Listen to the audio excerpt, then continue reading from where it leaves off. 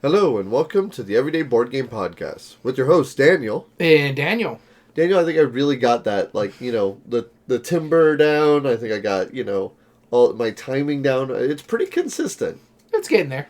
It's getting there. I know. After 5 years, you think I'd be getting better, but no, the ending though, there's some time. You're still having issues with that one. Every once in a while, just like error 404, and it's all of a sudden like, don't know what's happening, but so.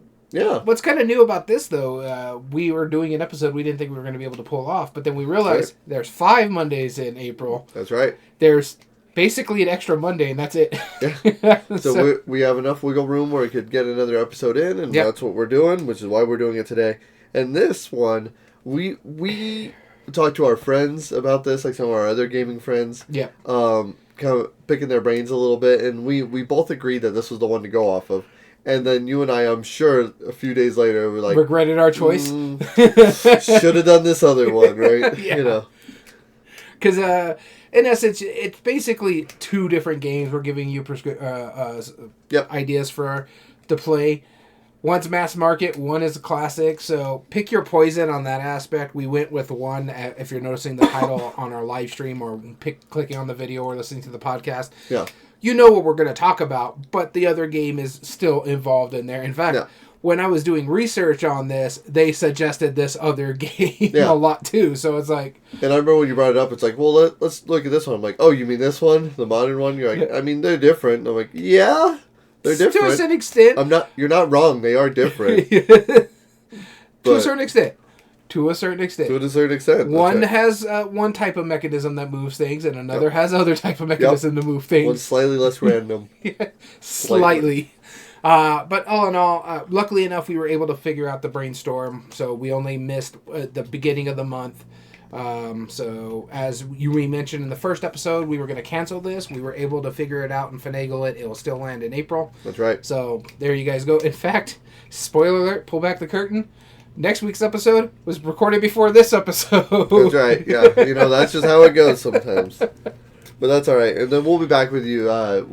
We're gonna bring back some news next time we do the next board game breakdown news. Yeah. The only reason we did that is because we had a back order of a interview with Ken Gruhl, so that's why Board Game Breakdown actually started the cycle this year, or this month. Cool deal. So let's talk about today's episode. But before we do, Daniel, what have you been doing outside of gaming? I haven't really been doing much lately other than, video games. And baseball season's about to start, so I'm really excited for that, as you can see right here. In fact, baseball season has actually already started. Yeah. When you listen to this, baseball season will start on the 27th, which is a Thursday of this week, and this airs that Monday after. However, baseball season had already started, because I don't know why MLB does this. It's just kind of weird. But the Cubs and the Dodgers faced each other in a 2-game series in Japan while they were still in spring training. So they played 2 games that counted and then flew back home and just went back to exhibition games until the season starts on the 27th. So it is kind of weird how they're doing it. But other than that, I talked about it last year. We're going about doing it again. As you're hearing this on the podcast or the YouTube side of things, me and my wife are probably outside working on our garden. We're getting ready to start up our gardening again. We're getting ready to go and buy the soil and the manure that we need for our little plants. We're growing cucumbers for sure. That's the main thing. We also have to find out what the best time is going to be for us to start planting everything, because right now, when people have they have their cold season or their hot season, we have our windy season, and we got to protect our plants at all costs when they're little, because you don't want them to get damaged. So we have to figure out when is not going to be a bad windy day, because we just recently did some trip, and we got some bad wind. And we did. So we got to worry about our plants on that one. So we're going to be going to the stores, picking up all the supplies we need. For sure, we're going to do cucumbers. We're thinking about doing some green chilies or some sort of fruit that will do well in the summer, because we did not do a good harvest last year because it was just so hot. It was ridiculously hot for us last year that our cucumbers really flourished in September and October, and normally we go from August to November. But September, October is when we got inundated with everything. Yep. And so we're hoping, and last year our squash basically got decimated by squash bugs. So we're hoping we have a better harvest this year. It got squashed. No, but we're hoping for a better harvest this year, so that's what I've been doing outside of gaming. We're getting prepared for our gardening season. That's cool. I'm curious to see what you're going to be growing and what you'll pass on to the rest of us. Mainly, it's our friend Gamehead Geek, but every once in a while I'll take some stuff home. Yeah, but the thing is with like Gamehead Geek, him and me had a trade. That's true. He gives me eggs, I give him vegetables. True. That's a good reason. Yeah, so I'm like, especially in this economy, I'm going to have to give him like 2 bushels of cucumbers for like a 12-pack of eggs. Right. So I've been anticipating a number of things lately that are outside of gaming. Like, I just downloaded my wife a video game, and I'm excited to like make her play it more because she's been needing something to like keep her mind off of work and stuff. And is it the one I was talking to you about? Kingdom Hearts. Yeah. Yeah. So I just downloaded it, and it had a great sale for it. I got like it was like some weird titles like Kingdom Hearts. Yeah, it's the one where it has like 6 games on it. Yeah, it was like it's like 1.5-2.5 remix and mixes all in uppercase, but re isn't like I don't know like. It was apparently like 6 games or something. It was like $16. So I'm like, I'll buy I actually own that for the PlayStation 4. So yeah, so I downloaded it for my Switch, but then I noticed at the same time Final Fantasy IX was on sale too. So I was like, that's such a good one. I gotta get that for me, you know. But that's not what I'm talking about. Today, I believe it's either today or tomorrow. There's a new TV show, a miniseries on Disney Plus that's coming out that has me very intrigued. So I'll probably talk about this outside of gaming next time after I watch it, but it's the next David Blaine series. And it's called Don't Try This at Home. So I'm very intrigued by that because he always comes up with some cool stuff. But what I wanted to mainly talk about outside of gaming is because listeners of the podcast know how much I like to go on trips. Mm-hmm. Well, we had a wild idea for a trip, me and my wife. This is still gaming. No, it's not. Yeah, it is. No. Yeah. Yeah, there's some chance in it. No, this is just how we got to where we were. So, what we did... No, hear me out. Hold on. I'm not this done still deals with gaming. Sir, hold on. Especially when you end the trip. You're not wrong, but no, hear me out. So, yeah, it kind of started as a gaming thing, right? So what we did is we knew we wanted to go on a road trip, but we just could not figure out or decide where we wanted to go. We're like, maybe Vegas, maybe Phoenix, go to the Renaissance Fair, maybe go up north again, maybe go down to somewhere else, right? And we live right in the southern part of New Mexico, which there's some distances away, you know, like everything would need some planning before. Any major city we want to hit is, other than El Paso, is at minimum 6 hours away. Yeah, right. I mean, if you don't count Albuquerque. I said major city that we want to hit. That's true. Yeah, because you don't count Tucson either, because that's only 4. Yeah, then the thing is about Albuquerque is basically Tucson, like the stuff that has the good things. Dallas, Phoenix, Denver. Big stuff that you want to go do. Vegas, it's well within 6 to 10 hours away. Oh yeah, easily. So what we ended up deciding to do, just to try it, and I even asked my kids, and they were like, "Yeah, let's try this." So we got in our car after dropping our puppy off with you, which thank you again for taking care of our puppy. I actually had a good night's sleep for this whole finally, week. I'll take the bad sleeps now. But that dog is a little yapper. It's a tiny little Yorkie. But what happened was we decided to go on a road trip, and we wanted to do it in a way we've never done before. We decided to get into the car, and on that Tuesday morning that Daniel took care of our puppy for us, we got in the car, took a D4. Hold on. You got Dutch Bros first. We got Dutch Bros first, that's true. So in the Dutch Bros parking lot, we rolled a D4. 1 would be north, 2 would be east, 3 south, 4 would be west. And we did that. And every time we got to another city that had multiple outlets, we would do it again. And again and again and again.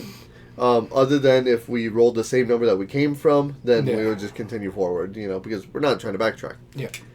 And we're just going to see where we end up every night. And we ended up, first night in Hobbs, New Mexico, which is a decent drive away. I mean, it's... decent drive, yeah. Yeah, decent drive away. But on the way, we stopped at a place called Bottomless Lakes State Park. Very beautiful place. I had a lot of fun there. But after that, the following day, we went down to Odessa, Texas, and then over all the way to Dallas, Texas. So that was pretty wild. But we had been to Dallas before. And so we decided the next one that we would do would just go straight down to Austin, because none of us had been to Austin before. I don't think your wife would be complaining about being in Dallas. That's that ramen place that she likes is there. Well, we didn't end up going. We ended up to a Korean barbecue, so it's not too far from. She was craving kimchi, so we went to a Korean barbecue. Does she prefer regular kimchi or does she like kimchi cucumbers? Because, man, kimchi cucumbers are fantastic. I'm sure she would like those, but because she does like cucumbers, but she likes regular kimchi just fine. Yeah. Kimchi's good. I'm not a big fan of cabbage because it really messes with my gut. Oh, sure, yeah. But I love the flavor of kimchi, so I don't disagree with her. Yeah, she was craving it, and so when she knew that we were going to Dallas, she was like, all right, it's like hours before we ever got there, she was Googling places to get kimchi. So that's why I went to the Korean barbecue in Arlington, Texas. Saw it outside of the Arlington Stadium, the Dallas Cowboys Stadium. I think it was massive. I've never seen it before. That was cool. Did you see the baseball stadium? No. It's the thing that looks like the hangar. It looks like a plane hangar. No, it was literally right next to that other stadium. Oh. On the south end, east end? I think it's like the southwest end of the stadium. Oh, okay. Then we went around it then. Oh, okay. Yeah, because we went to the Walmart across the street from it. I'm very familiar with that Walmart. Yep, I think a lot of people are with a section for the Cowboys alone in a Walmart that's bigger than most stores in our town. Yeah, it was pretty impressive. But when we went down to Austin, I wanted to talk about like a little bit around that area. This is what we did outside of gaming. But first, we did meet up with the DeWitts from Fireside Games. Amazing people, as always. I love them. Told us about some of their new games, Ham Helsing. And, looks really good. And like Please Don't Burn My Village and all that stuff. And we got talk games and some things that are coming up, which we'll announce later. Yeah. But outside of that was the gaming part. I admit, outside of gaming though, we ate at a barbecue place called Terry Black's Barbecue. And oh my goodness, that... Even I would like tried the brisket. And I was like, all right, let's try this real quick because you've kind of turned me on to brisket a little bit more. Mm-hmm. Like, all right, let's try this. And I tried just like the nice charred edges. Oh yeah, and all that stuff. What are they called? The burnt ends. Yeah, the burnt ends. Oh yeah. Yeah, I was pretty enamored with that. You know, between me and my son, like I think my wife was kind of surprised how much beef we ate. You're welcome, Stacy. You're welcome. Yeah. I'm getting the mac and cheese was delicious. I'm getting to explore more on the beef side of things. Yep. Their stuff was expensive, don't get me wrong. Well, if it's good barbecue, it's going to be expensive. Yeah, but it was definitely worth the money. Oh, and, nice. Oh, man, we had an amazing meal there. And I found out that in Texas, like, a big thing, there's multiple locations that have just custom gourmet mac and cheese. I told you a little bit about this, and you're like, well, obviously, right? It's like, it's Southern cooking, right? Yeah. And I was like, yeah, I know. It's not that often I get to see this because I love mac and cheese. That's one of my favorite things. It's because we live in like the Mexican food area. Yeah. So and it's so rare to find good mac and cheese around. It's like you can go. I can throw a rock and find someone with tacos. Possibly a truck. Yeah, probably. That's the same thing in Texas. Throw a rock. That place has mac and cheese. Yeah, right. Exactly. So we tried a couple of those. Like one that was in Waco after we visited the Dr. Pepper Museum. Which, if you're in Waco and you have a chance to go see the Dr. Pepper Museum, keep driving. No, it's fine. If you're a big Dr. Pepper fan, it's fine. But it was adorable for what it was. The only bad thing is I got a soda there. They have a soda fountain. Oh, God. I told you about this, right? Yes, yeah. Like, I can't drink Dr. Pepper. Dude, we've been in the car we had to be in the car for like a few hours. You told me all your trips. Yeah, I told you the whole thing. So I like Dr. Pepper. It's fine, but I can't drink it because there's something in it that will make me instantly sick, and I don't know why. So I couldn't drink Dr. Pepper there. But my kids and my wife, they both like Dr. Pepper, so they got some. And with the admission to the museum, they give you a free Dr. Pepper redemption at the museum. And they let me trade it for a 7-Up, which was great. I appreciate that they did that. Except the 7-Up syrup was out. So I had just some carbonated water with a very little bit of cherry flavoring into it. And basically just pale, bubbly water. That was the biggest letdown I could have had. And they did it. That's going to be my only memory of Waco. Congratulations. Anyway, Waco was fine, actually. It was a lovely place. But Austin, though. Terry Black's Barbecue. There was also a place that we stayed at called Kalahari's. It's an amazing resort. 950 rooms. Massive, massive place. If you've been to one of those Great Wolf Lodge kind of ideas, imagine this, but ramped to 11. There's an indoor water park that is up until I think literally earlier last year. It was the largest one in the world. And I can believe it because there was rides that were as big as the Scream. I mean, it's no Schlitterbahn, but... It's no Schlitterbahn, no. Have you ever been to there? I have. Oh, man, that place is fantastic. I went on... Well, they had most of the same stuff, except, just slightly smaller. They had a massive big screen TV in front of the wave pool, so you could watch basketball playing while you're going, whoa! That was fun. There was all these rides that were that were amazing. There was some good extreme rides. There was some that were nice and casual, like a lazy river. Some indoor-outdoor ones. Yeah, that's fair. That's a lot of... Even my kid's favorite, actually. My daughter. That's her favorite by far. And then some extreme rides for, like, my son and I, and even my daughter a little bit. Yeah. It was a absolutely fantastic water park. The only thing is, that resort is incredibly expensive. I don't think it's normally that expensive, but we went on the weekend of South by Southwest. So it was incredibly expensive. Well, not only that, you went on the week of spring break too. So and spring break, yeah. And that's that was how the dice rolled, but it is what it is. And then inside of there, they had I want to give a shout out to the Reds Piano Bar. They had a piano bar where a single person played a bright red piano, and he would sing along with songs and take requests. It's a lovely time. So that is my review of Austin, Texas. First time I've ever been. Nice. Sounds like a fun trip. Yeah. All right, so we're excited to get into today's episode. We're doing a board game brainstorm. Excuse me. As he dies. As I die. Board game brainstorm of Parcheesi or Paxi or Sorry. Parcheesi or Parcheesi. Parcheesi, however you want to say it. You guys know the game. You know what we're talking about. It's the Royal Game of India. Ludo is another one, yeah. Yeah. I thought Ludo was Sorry. They're basically the same thing. Again, like they're all permutations of kind of the same thing. And we're at the top of the thing. We were kind of hinting at it. These are also recommendations for Sorry if you need to, because these are basically hand in hand. Every time I was looking for like recommendations to help me come up with a list, because this was actually really hard. Yeah. I kept those like games like Sorry. No, I said Parcheesi. I spelt it out right. What are you doing? Yeah. Right. Exactly. It kept. Here in the United States, that's what it just likes to recommend. I think the biggest difference between Sorry and Parcheesi is, I don't know about the pawns. I think it's 4 pawns compared to, I think it was like 2 or 3 in Sorry. I can't remember. It's been a long time since I played Sorry. I think it's 4. It's 4, okay. And then it's card play versus dice rolling. And I think in Sorry you have that sliding mechanism as well, where that you land on one spot where you can slide your stuff a little further. Yeah. That doesn't happen in Parcheesi, and I think in Parcheesi you can block other players if you have 2 of your pieces in front of another piece. They can't pass it. Yep. That is mainly the only difference. I think the one I know that I like about Parcheesi is you have to get an exact roll to get your thing into the thing. So that's kind of cool. But the one bad thing about Parcheesi, like there's a couple bad things, but the one bad thing that I really dislike is that you have to roll a 5 to get it onto the board. A board, yeah. You have to. It either has to add up to 5, so like a 4 and a 1, to get 1 pawn on the board, or you have to roll a 5 to get on the board, and then you can use the other dice for it to move a certain thing. So you may be using your entire dice to get onto the board. Right. Or you may be rolling for about 20 turns and then never entering the board. Yeah. Which is... That's like the Monopoly house rule where you have to go around the board once before you can buy anything.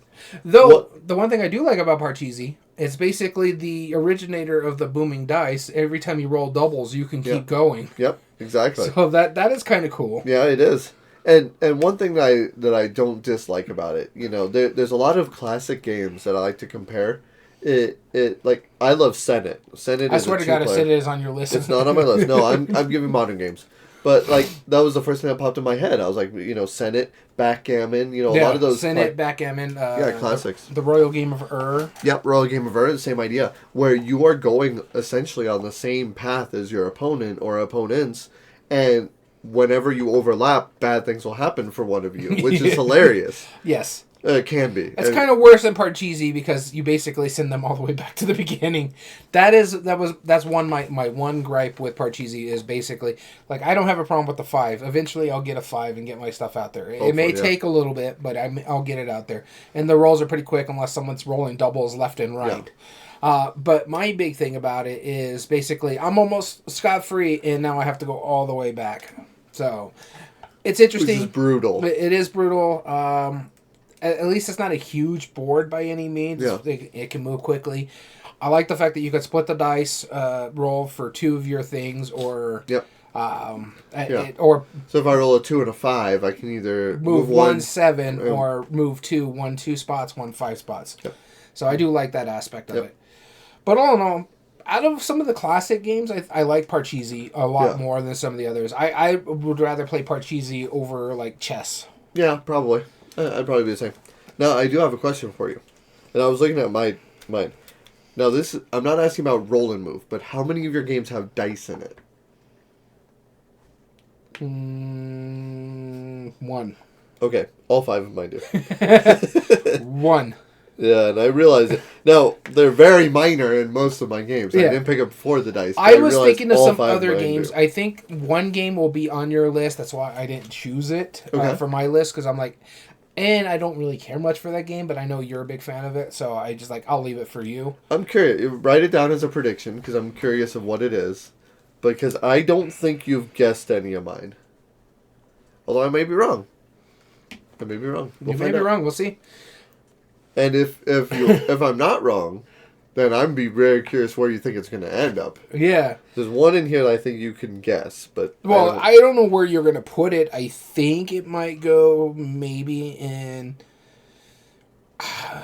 maybe ease of play or art and production. It could go in there. Actually, it could go in any of the one of 5 categories except for maybe replay value. But all in all, it's interesting. I don't know if you know where I'm going with all of this. I think we may have one crossover, maybe. I don't think we do. Maybe. Mine That's are why I said pretty wild. Oh, wait, you said all of yours have dice. Yeah. Then we won't have crossover. Maybe not. No, I know we won't have crossover. We'll find out. Because the one I thought would be the crossover doesn't have dice in it. Yeah, maybe not. We'll find out. All right, so let me get the Coin of Doom. Here we go. We'll do the Return to Dark Tower coin for today. And as always, we'll flip the Coin of Doom. We'll do this based on our gamer criteria. We'll start with game immersion. So which ones give you that game immersion like Parcheesi? Here we go. And what we're talking about in game immersion, we're talking about, is the game fun to lose? Is it giving you player interaction? And does it have those stand-up memorable moments? The game I picked here, and this is probably my biggest cheaty game, but this is the one with dice in it, which is funny. But this one is packed full of theme. But the same thing with Parcheesi, you have a lot of fun with that game as well, because you're like, you blocked me, you're got in my way, and all this and that. Well, I went something way over the top, way thematic. It's actually turning into one of my favorite games to play, even though I've only played the base game of it so far. And it's got multiple expansions. It could have gone down into replay value. I went with Thunder Road Vendetta. Oh, okay. It has the roll to move aspect of it because you have your dice that are going to only move so far when you get your cars onto the board. Mm-hmm. It's a race, just like in Parcheesi. But this one has a lot more shenanigans in it. Basically, we joke about it all the time where our helicopters could not do crap to G.A.M.E.R Dom. Yep. No matter how many times we took a shot at him, we could not hit his medium-sized car. It wasn't even a small car. It was his medium car. We could not hit that thing with our helicopters. I got in the way, shot at him. You got in the way, shot at him. And I love the aspect of it because we talked about the time, like, I could win this game, or I could have fun and see what happens when I hit that ramp if I'm going to fly and flip into the wall or something. So it leads to a lot of that good stuff. Again, this is much more gamery than something like Parcheesi. If you're really expecting that classical style or something like that, this is not the game for you. But if you're expecting the game that's going to give you fun, that's going to give you a little bit of the take that's going to let you block an opponent before they can finish the race, this is the game for you. I think you would enjoy it. The roll and move aspect of it too, and the fact that you have multiple pieces that you're putting on the board as well, basically in that race. So which one of your cars will help you win that race, or be the last man standing in that case. Mm-hmm. So I think Thunder Road Vendetta fits, but like I said, it's a bit of more of a cheaty one here. Well, I'm not going to fault you too much. It's not a crossover. I don't have that. But oh, I know. Yeah, it wasn't a crossover. But I went along the same lines, right? You know, and I talked about this very quickly when we first got into the list, is that there's one very redeeming quality of Parcheesi, right? And this is why I like Senate so much, is that, yes, you're beholden to dice rolls, but the fact that you have a number of different pieces, all with their own individual choice, makes it more strategic than an average, like, I roll a die, I move that piece, right? Yeah. Like Monopoly, you only have the choice of, like, where your piece is going no matter what. Whereas... And you better hope it's not somewhere bad. Yeah, right, exactly. But Parcheesi, you know, do I move this piece? Do I move this piece? Do I use this 5 that I rolled to move here? Or do I use it to combine to make a 7 to knock you out, right? Yeah. You know, you have legitimate choice. And so, this is a race game. You're trying to get all of your pieces to the end first, and knowing when other people are that close to you, it makes you very nervous, right? So I found a race game that I thought uses dice, has that same kind of idea, except instead of multiple pieces, you have multiple different types of dice you can change into, and this is a race game as well. This is Formula D. I thought this was going to be on your list. It just made me think of another game that might be on your list. I'm going to write that down. Go ahead. But Formula D, I thought this is a perfect example of, like, if you like something where the dice can give you these wild experiences and in-game immersion, but you're all racing and it's tense the whole time, because if somebody's right on your tail, you might try to power through that turn and you're going to get hit it way too hard and get damaged. Yeah. So on Formula D, it's a big race game. What you do is you have a little shifting guide and you move it up or down one every round, or keep it the same. And the number, or the shift you shift into, I guess the gear you shift into, is the size of dice you roll. So it's anywhere from a D4 all the way up through a D30. Now, it's not a full dice, like you're not going to roll 1 through 30 on a D30. It's like 20 through 30 or something like that. But you know that going into the rounds. If you see a curve coming up, you want to start shifting down, so that way you hopefully don't roll too high and damage yourself as you're going through it, because that can flip it over. But you want to keep pushing because you want to roll faster and farther than everybody else. Overall, it's a really fun game. It's very immersive. It has those memorable moments, and especially like when you're right about to score your pawn and they land on it and send it all the way back to start for Parcheesi, that gives you that same, like, stand-up moment. This is shenanigans that I feel from Formula D. So game immersion was Formula D for me. Yeah, Formula D was on my short list. It didn't make my list. I thought about it. My only issue with this one is that it's showing its age. It is. All the different stuff that I recommend play in a bit shorter time or have more game immersion, like Thunder Road Vendetta and stuff like that. Other than that, it's still a fantastic game. I like everything you were saying about, like, the dice roll, or the dice shifting and stuff like that. Yeah, absolutely. Cool. Right. Now let's move on to art and production. And you'll be starting this off. No, yeah, that's me. The letters are me. All right, so art and production, we're talking about the art, of course. This is very subjective, but you can tell when something has good art and those that don't. The pieces and components, something that has great quality pieces and components, and the graphic design. So the game I picked in here mainly is because of the pieces and components. This is a fantastic game. It gives you a lot of the feels. It could go into game immersion as well. In fact, I could have flip-flopped the two of them if I wanted to for game immersion, art and production. But the one I went with here is because of how modular you can make the game compared to Parcheesi. Parcheesi is basically a board, some little random pawns that you can get. I have a really nice one that gives you little elephants. I have the Hasbro version of it. And the graphic design is readable. The one I went with has a modular track, and it's a dexterity game. I thought this was going to be yours. Yeah, so I went with Pitch Car. I think this, and plus you have some really good pieces that has a screen printed, they're little pucks, but they have the screen printed car on there. But it's just pure fun. It's just, you're flicking, trying to race, you're trying not to flip, you're trying not to hit another vehicle, or you guys get crashed, and you can basically lose a turn just like you can in Parcheesi. I love the fact that you can get loops, you can get jumps, you can do whatever you want with Pitch Car, depending on if you got the track. Now, mind you, it is a very expensive game, but I would like to have a set of it. That's how much I enjoy this game a lot. I do find it fun. I suck at these kind of flicking dexterity games. The only ones I'm really good at are dice flicking games that basically they have to land a specific point, and I can get points based off where they're landing, like tumbling dice. So the only ones I'm good at. Anything that's like a race flicking game, I suck at so bad. But it is still a fantastic game. It is really fun. The pieces and components are great. It's good quality. The tracks are really good quality wood. The discs are almost quality like you would find in a crokinole board. And you got the little rubber sides to help you with the walls and stuff like that. It's just a fantastic game. So Pitch Car is my pick for art production. All right, cool. So mine, I took a different approach to this for art and production because, like... You want to do something as bad as Parcheesi? No. I mean, arguably some people think this game is as bad as Parcheesi, but I don't. I went with... I remember when we first came up with this, when I went for art and production, I looked online because you and I think, had nearly the same version of the game, right? I had the Hasbro, elephant token ones before, but I've also had, some older versions that are really cool. With, the really wood ones. Yeah, and then, and I saw, some beautiful, versions of this game that are being made, and then...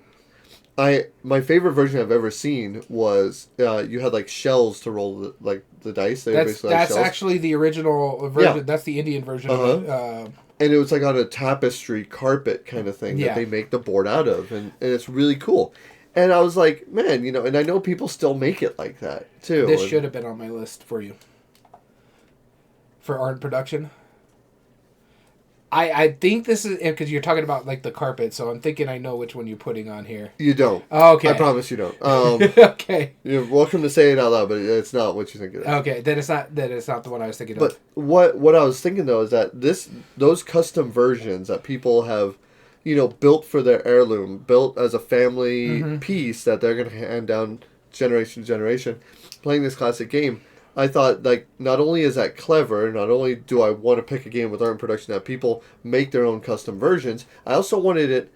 The Ludo board or the Parcheesi board is very synonymous. You look at it, you know what you see. What game you're playing, yeah. Yeah, you know exactly what it is. So I was like, design. What other game do people make custom versions of, and you look at it and instantly know what it is? And then I saw the hexagon, and I was like, got it. Catan. Catan, I had to, because it makes perfect sense, right? Catan, the base game is fine. It's decent board. It's a little thin, but fine. The pieces are fine. They do what they need to do, and it's recognizable. But so many people have made custom versions of Catan. So many people have made custom, productions that they have as a family heirloom that they pass through on. And, again, you look at a series of grids, and if you're into gaming and you know what Catan is, you're going to look at hexagons and go, oh, I bet that could be when you get to that point in your life, you know that you're a gamer. When you look at just a grouping of hexagons, you're like, huh, that'd make a weird board. And that happened I'm a teacher, and at our school, they made this hexagon project of shapes and stuff, and they were filling in different boxes or different hexagons with different categories. Yeah. And telling a story, and then they cut it out and they tiled them all together on the wall to showcase it. And I walked by, I was like, that's a weird looking game. And I was like, wait a minute, hold on, that's not where I am right now. And so, but then my mind immediately went to Catan when I saw that. So that's why I picked it for art and production. So much so, there's a game right above your head that has hexagons. Yeah. And it's Catan. I don't know if you knew that or not, but I do not own Catan. Do not put that in the air. It's not even a 2-player game. You should love it. All right. On to our next one, meaningful choice. All right. When we're talking about meaningful choice, we're talking about the impact on other players, the depth of strategy, tactics, or skills, or do arbitrary choices or AP make an impact on the game? With Parcheesi, not AP, but arbitrary choices do make an impact on the game. We talked about at the beginning. It's dice rolling. You have to wait for a 5 to roll or a combination of 5 to get a piece out. So you may have 2 of your pieces at home, but the other 2 are still waiting to leave the base to get to home. So that could be a little dragging. So the game I picked doesn't have a lot of arbitrary choice. In fact, you have to play smart with what you're doing. Sometimes you're going to be stuck based on what you got going. And this is a lot of recommendations for Sorry as well, because it has smart card play. I don't know if this is still in print, but you can still find it in stores. This is the one where I was kind of okay about. The one I went with here is Downforce from Restoration Games. First off, it's a race game just like Parcheesi is. I consider this for game immersion. Yeah, so and the fact is, because it got that fun card play where you determine how you're going to spend your cards and which cards are going to be moving. I also like the fact that you can still have a chance to win even though your card doesn't win because of how you spend your money through the first round and how you gamble your money as you're going through certain sections and stuff like that. So I really like that aspect of it because it still allows you to have a chance to win even though your cars are just not moving because it has the same thing that Parcheesi has, where you can block other people. Your cars can only move as far as possible based on if something's blocking them. So if you can't slingshot around them or you can't get behind them, and sometimes it leads to a lot of gridlock when you're going into those tight corners. And so I like that aspect, just like in Parcheesi, where you can have two pieces out there and block. So it has the blocking. It has smart card play instead of dice play. You have race to the finish, in a sense. Basically, most points, though, so gives you a lot more meaningful choice. You have a lot more tactician in it when you're playing your cards, because you're like, okay, I got to play this card now, and then I have my driver special ability. Maybe this is when I should use it now. It gives you that ability as well. Plus, the fact of the matter is, I can impact other players. I know that Gamehead Geek has that red car. I know he owns it. I need to set myself up in a way to block him, make sure he can't swing past this first gap. So I love how tactical you have to play in such a simple race game. Yep. And so Downforce is my meaningful choice. All right, so with my pick, this one, it does have dice in it, or has a die in it, and it's very specific why it has a die. It's almost rarely used. But I found a game that's in my collection where you are moving pieces around a board trying to get to a designated spot to get them off the board. That's essentially the same thing as Parcheesi. Sorry. Yeah. However, in this, there's a couple different ways to move your pieces, and there's sometimes where you can't even move your pieces because they are blocked or covered in this version. This, however, has one cool twist. You're playing cards that will either let you move one of your playing pieces, your meeples, or move a tower that happens to be stacking. Yeah, this would have been on my list if I played this game. Yeah, the Wandering Towers has that feel. And I do own it. I just have to get it off the shelf. Oh, we need to play it. It's fun. It's a good fun. And I looked into it and I'm like, I totally would recommend this, but I haven't played it. Yeah, so. Yeah. I know you would have recommended this because it really gives you that same feel. Like because you have your cards in your hand, you have 3 cards, and you're choosing which one am I going to play. Do I move my tower and I move this one off, and I don't remember if my pieces are being blocked underneath it, or maybe they are, and I do know that, so I'm trying to get rid of them. And because I guarantee, no matter who you are, you will forget where your pieces are. There's no way you won't. Everyone does. Unless you have an eidetic memory. Yeah, there's no... things are moving around too much, you just forget, right? And that's totally expected. And so, there's always that moment where you're like, I need to uncover my piece.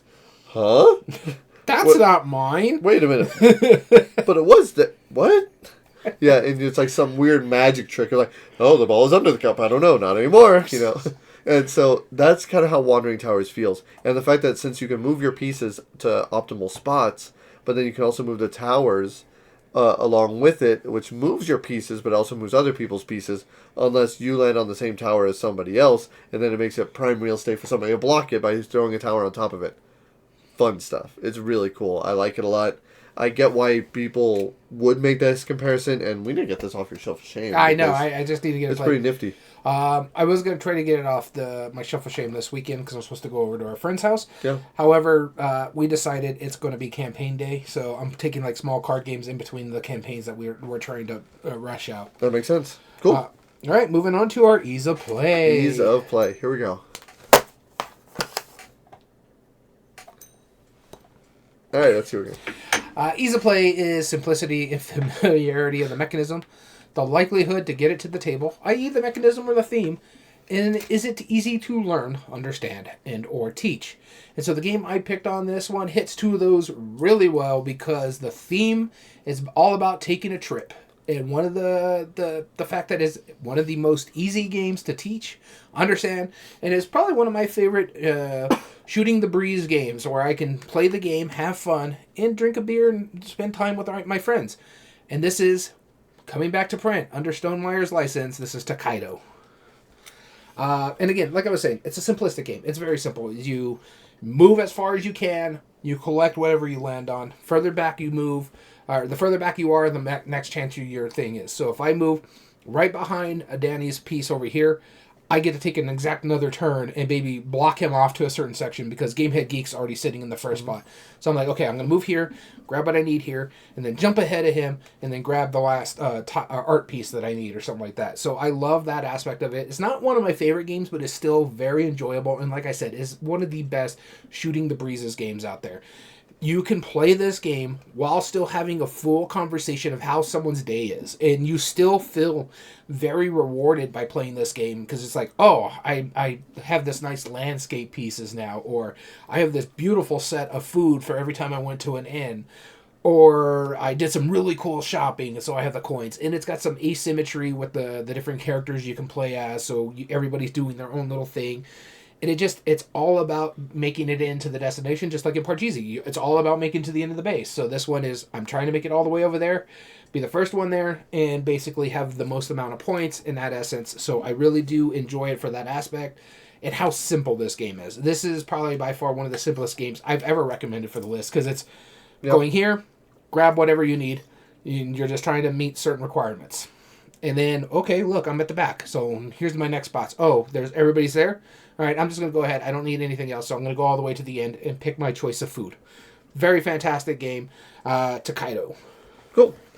My ease of play, I picked it just because, again, Parcheesi is really known for its clever dice play. You said earlier if you roll a 2 and a 5, you can either move 1 piece 7 or 1 piece 2, 1 piece 5, another one, and you have multiple pieces to choose. So you have, I think, standard Parcheesi either has 4 or 5. I think it has 5 pawns. 4. Okay. So 4. So every die I roll, assuming they're not doubles. No, even if there are doubles. I have, 12 options, technically? Or even something more than that? Yeah. So some ridiculous amount. And so you have a bunch of choices just because of those singular dice rolls alone. And adding those dice together sometimes will make a single piece just launch ahead. So I wanted to find a game that has really clever dice play in it. And this, although definitely not a race game, this is about climbing a mountain, and when you roll 2 dice, this is Trek 12. I figured it was going to be this one, because I'm like, we just played K2, and I doubt it's that one. No, it's like K2, very different. You roll 2 dice, card play, so. and all you have to do is either add the 2 dice together and use as sum of the numbers, or you subtract the smaller one from the bigger one, or you use either the higher or the lower, or you multiply them together. And you choose one of those options, and you write that number down next to a number that you already have written. That's all the game is. Once you have as many of them filled in as you can, you score points for consecutively increasing numbers or groups of the same number. Either one of those will score in different ways. That's about as simple as it gets, and I like the clever choices. In fact, I like it so much that you roll 2 dice and literally any number of people can play. 1 or more players. It recommends no more than 7. Or 6, I think, is something what it says on the box. Something like that. Just to, not outstay its welcome for anybody. But, yeah, I mean, it's a really simple game. It's very easy to teach. It uses that clever dice. And since everyone's, kind of discussing it together, if you ask me a question about it, my choices don't impact you. Mm-hmm. So I'll be like, all right, well, give me a second. Let me write down mine. All right, what's your question? And then you ask me, hey, does this work this way? Yeah, sure. You can put it here, here, here. And you can help each other out. I've had only one problem with this game. One problem. And some people really hate doing math in games. And this is about... We found that. Adding dice, subtracting dice, multiplying dice. Yep. Uh-huh. Don't get me wrong. I don't mind it, but... Yeah. It's... not comparable to Lost Cities. I don't like doing Lost Cities. I hate doing all that math. That's way more math. Yeah. This one is basically either multiplication or the addition or subtraction. There's I can't speak right now. The divisible one, right? Or no, it's just the multiplication. Yeah. And it still has to be under 12. Yeah. So, funny enough, spoiler alert, I don't have a Bruno Cathala game on my list here, and I'm surprised you had one on your list. I do. Yeah, I do. But I did not write this one down. I should have, but I just didn't think of it. Yeah. When you said Mountain Game, I'm like, oh, wait, he's not talking about K2. Because first off, that's card play. Yeah, very different. Though we did enjoy K2. That was a fun one. It was fun. Very cool. And all right, last one. Replay value. Replay value. Here we go. Hey. I get to start us off. So when we're talking about replay value, we're talking length of time and scaling well, minimum number of plays for the full experience, and then finally expandability. So first off, there is no expansions for Ludo. And there is no minimum number of plays for, like, it's one. Didn't Sorry just get an expansion or something like probably. that? I mean, they've had variations and stuff. I mean, the Monopoly just got expansion. Yeah, so. they have like the sliders version, which is really fun, actually. But that's what I heard, because it's basically shuffleboard. Yeah, it is. It really is. It's surprisingly fun. So, but length of time and scaling well. What really grasped me about this one, and which is why I picked what I did, is Parcheesi is one of those games that you grow up playing, right? Mm-hmm. And parents will pass it down to their kids. They play it when they're super young. It's super bright and colorful, and it's memorable. I mean, the kids learn how to just roll dice and move along. Going back to what you were saying is, I've had both Sorry and Parcheesi growing up. The only one I still play is Parcheesi. Yeah, exactly. Sorry is not all that fun. Mm-hmm. Parcheesi is better, but... Yeah. Still, it could be beholden, right? And it's because dice rolls. I mean, dice roll is much better than simple card play. But it's a function that a lot of kids understand, right? Mm-hmm. And so, I wanted to pick a game for this one that I thought is the kind of game that is so simple that kids can play it, still have a good time with their parents, and they can play it together as a family, and then pass the game down.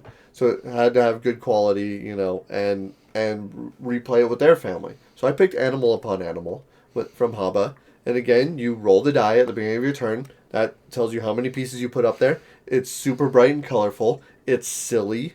Do you have many standalone expansions or standalone? Yeah, like smaller versions of it, mm-hmm. Right? Or exactly. The large pieces too. Yep, exactly. So I couldn't help but pick this. I was like, I wanted a kids game on here, but I wanted to recommend a good kids game that I really have enjoyed, and even as an adult, I still play it. I've played it more than my children have. So, that goes to say something. Animal Upon Animal by G.A.M.E.R. No, I don't disagree with you. I really do like that one a lot. It's always fun to play when it gets brought out. But my replay value pick does nothing what you said. For one thing, I didn't pick a children's game because I don't have children, so I don't play a lot of children's games unless you bring them over. Sure. Though I do like some, like Animal Animal. We talked about Go Nuts for Coconuts, I think is what it's called, or what is it? Just Coconuts, where you're just flinging coconuts. Oh yeah. And then the other one that I really enjoy is Rhino Hero. So those are the good ones. So G.A.M.E.R. is a good place to go. But the one I recommend is the one I would play over base Clank. And it's a race deck building. I wanted to get a deck building race game in this one. And this one I enjoy a lot. I don't know how you feel about this one, but I do enjoy it. And this is The Hunger from Renegade Games. It's a deck building race game. And it's time limit, so it doesn't, extend. So it's going to be a shortening length of time compared to sometimes Parcheesi can go because of all the dice rolls. Mm-hmm. This one plays over, I believe, 10 rounds. If you don't make it back by the castle before the sun comes up, you die. Yep, you're dead. So I like that fact. Like I said, it's a Clank play, variability with the card plays and stuff like that. I like the fact that when you're building your deck, you have to be very selective of like who you eat as a vampire, because it's going to congest your deck and make it harder for you to get back to the castle and the safe zone in a sense. And your whole goal is you're trying to go around the board, attack all the people that you can, get a rose and head back over there, or get treasures and stuff like that. And the person who gets back and still lives, whoever has the most points, wins. So player elimination, sort of, but we only check that at the end of the game. It's got fun art. It has one expansion, so compared to Parcheesi, it does have an expansion. I do really, really enjoy this game. And you're going to have different plays before you hit the minimum number of plays for the full experience, because the decks are so different. Sometimes you're going to get the same kind of person, or some of the cards will be like, hey, this is worth this many points to you if you have this other character in your deck. So you're kind of trying to search for that person as well. So I love everything about this. I love the race game. You could substitute Clank if that is your style. I'm just not a fan of the original Clank because of the run and gun system. With this one, it doesn't have that run and gun system because it determines basically who gets to go the next round on their location on the map and stuff like that. So you got to be careful, and you don't want to be on the outside of the track and go all the way to the rows. Maybe I'm going to slide back in here and make sure something like this happens, but I do enjoy it, and so my pick was The Hunger. But this was actually a fairly difficult list to make. I had to research a lot of games, be like, does this give me the feel? In fact, I pulled up my Board Game Geek, pulled in Parcheesi, and looked at every single mechanism that is tagged to it and tried to get ideas for other games. Does this work? Does this not work? Does this work? I researched other people's talk about it. I'm like, that could work. Let me go back over here. So I had to do a lot of research for this one. Usually we have things where it's like, that was simple. Was your prediction correct? No, you didn't have 2 games that I predicted did not happen. What were you thinking? Camel Up. I figured that was going to be on yours. Oh, okay. I get that. That's a really good pick. Yeah. I didn't even think about it. Yeah, so I was like, I think that was going to be on your list because it's Camel Up and it does a lot of things that Parcheesi does. It does. And the other one was Cubitos. Oh, yeah, definitely. I wouldn't have picked Cubitos. Yeah, I just thought you maybe would have gone with the race game and the way the dice plays. I thought about Quacks of Quedlinburg. I thought about... Oh, don't even get me started on Quacks of Quedlinburg. Oh my god, did you see the new cover art? I did. Oh my god, it's so bad. Oh my god, it's so ugly. Yeah, that'll be on another episode. Yeah, but CMYK, why? Why? I know you guys can make great art covers. Daybreak is fantastic. What the heck is that? Another thing I want to talk about real quick. On my short list, I had Snowtails. Okay. Didn't make my list because I don't know if it's in print and it's not very easy to find. Another one, like you said, Formula D. Like I said, it was on my short list. Can't Stop was another one that I was kind of thinking about on my short list. Can't Stop would be a good one. Yeah, race to 3, basically. And it's a lot of dice rolling. So made my short list, but I'm like, it's more push your luck than what Ludo or Parcheesi is. Right. And the other one was Heat. I was surprised Heat wasn't on your list. I was torn between that and Hunger, and I wanted to recommend Hunger because it is that bit of a race game with some deck building aspects of it. Yeah. Whereas Heat is a race game, but it doesn't really have much deck building in there. Though you do have that nice little ramping up of like what you're doing with your engine and stuff like Formula D. But if I was going to recommend out of the two, it'd be Formula D over Heat. Makes sense. But other than that, I think this was a fun list to make, but man, was it difficult. I had to do a lot of research on this one. Yeah. It's all right. We'll see what the next one is. We'll announce it soon, and we'll see how much research we have to do. We already know what it is going to be next month's brainstorm. And the key being, because something happened, which we'll talk about when that happens later. Right. Because that's in the future. That's in the future. That's right. So, I want to thank you so much for tuning in. If you ever want to join us on a live episode, a live filming of our episodes, or contact us directly. Sorry, you can email us at everydayboardgames2020@gmail.com. Also, we post on Instagram.com/everydayboardgames, and sometimes we'll post silly videos, what we've been playing, and all sorts of silly stuff. So check into that. All video re-uploads and reviews are found on youtube.com/@everydayboardgames. If you like what we do, there are 3 things you can do to help us grow on the platform. Subscribe if you're not, like the video, and comment down below and tell us your thoughts on the subject. Also, we stream our episodes live at twitch.tv/everydayboardgames. Make sure you follow us there so that way you can be notified when we join on live. And log in and join us on the chat. Thanks to everybody who tuned in today. And check out whenever we love our conversations during live episodes. So join in. And all audio versions can be found on most podcast platforms under Everyday Board Games Podcast. Those include Spotify, Amazon Music, Podbean, and Apple. So we want to thank you so much for tuning in. As always, I've been your host, Daniel. And I've been your host, Daniel. And we want to thank you for listening to Everyday Board Games. And remember, every day is a good day for board gaming.